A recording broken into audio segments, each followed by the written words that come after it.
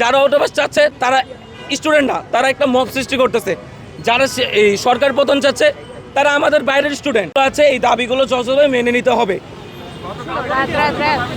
হ্যাঁ, আর আজকের জন্য আমাদের আন্দোলন স্থগিত, যেহেতু বৃষ্টি হচ্ছে আর আমরা চাচ্ছি না এখানে কোনো সাধারণ জনগণের ভোগান্তি হোক।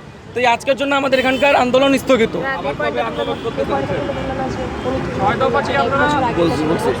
আর উনি এটাও বলছে যে এই 4 মাস হয়েছে আমরা আসছি, আমরা বিগত সরকারের কোশ্চেন দেখে আমরা তোমাদের পরীক্ষা হয়েছে। আচ্ছা, আপনারা 4 মাস হয়েছেন আসছেন, তাহলে আপনাদের মধ্যে কি কেউ কি কোশ্চেনটা চেক দেয়নি? অবশ্যই কোশ্চেনটা চেক দেওয়া দরকার ছিল। তো আপনারা যদি কোশ্চেনটা চেক না দেন তাহলে কিভাবে কোশ্চেন ভুল আসে? তো অবশ্যই আপনাদের কোশ্চেন প্যাটার্ন এখন থেকে চেক দিতে হবে, যেহেতু আপনারাই বলতেছেন যে আমরা এখন কোনো কোশ্চেন বানাচ্ছি না, ক্রিয়েট করছি না, বিগত সরকারের কোশ্চেন নিয়ে তোমাদের পরীক্ষা নেওয়া হচ্ছে। তো অবশ্যই আপনাদের এখানে অনেক প্রফেসর আছে, বড় বড় শিক্ষকরা আছে, আপনাদের দায়িত্ব একটা, আপনারা ভালোভাবে কোশ্চেন চেক দিবেন। একটা এইচএসসির মতো পরীক্ষায় কোশ্চেন যদি ভুল আসে তাহলে শিক্ষার্থীরা কীভাবে কোশ্চেন অ্যান্সার করবে? আর আমরা যদি অ্যান্সার না করতে পারি, আপনারা বলতেছেন যে আমরা পড়াশোনা করি না, এই করি না। আমরা পড়াশোনা করি, কার অটোপাস চায়? যারা পড়াশোনা করে না। আমরা 2 বছর অ্যাটলিস্ট এইটুকু পড়াশোনা করেছি যেন আমরা পাস মার্কটা তুলতে পারি। আমরা কেউ অটোপাসের দাবিতে না। যারা অটোপাস চাচ্ছে তারা স্টুডেন্ট না, তারা একটা মব সৃষ্টি করতেছে। যারা এই সরকার পতন চাচ্ছে তারা আমাদের বাইরের স্টুডেন্ট। গতকাল দেখা গেছে অনেকে বাইরের স্টুডেন্ট আসছে, অনেক ভাঙচুর করছে, সাংবাদিকদের গায়ে হাত তুলছে। এখানে আমাদের স্টুডেন্টের মধ্যে কেউ ছিল না।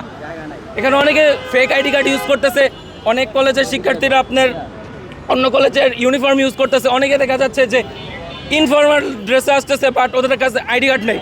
তাই আমাদের একটা রিকোয়েস্ট থাকবে যে আমাদের এই ইন্টারভিউ বাদে এবং আদার্স জায়গায় যেসব ইন্টারভিউ দেওয়া হবে, আমাদের দফা একটাই, এর বাইরে যেসব ইন্টারভিউ দেওয়া হবে সেগুলোর দায়ভার আমরা এখানে সাধারণ শিক্ষার্থীরা নাই। তা আমাদের বক্তব্য এখানেই শেষ। Thank you. আর এখানে আরেকটা বলা হয়েছিল 6 দফা শিক্ষামন্ত্রীর পদ দেখছে না, এটাও একটা রুমর। আমাদের দফা 3টাই অ্যান্ড শিক্ষামন্ত্রীর পদত্যাগ। এবারে যারা যা বলবে এগুলো সব হচ্ছে একটা ফ্রড, একটা রুমর ছড়ানো হচ্ছে। হ্যাঁ, আমাদের মধ্যে বহিরাগত প্রবেশ করেছে।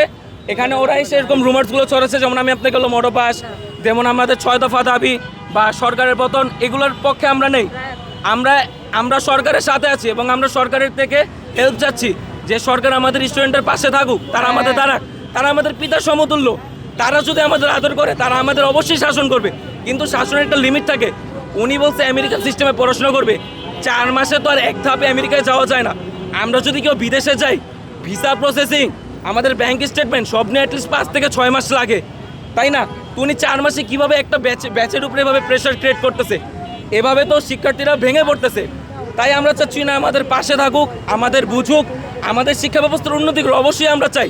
আমাদের জনাব তারেক রহমানের একটা মূল মন্ত্র আছে, সবার আগে বাংলাদেশ।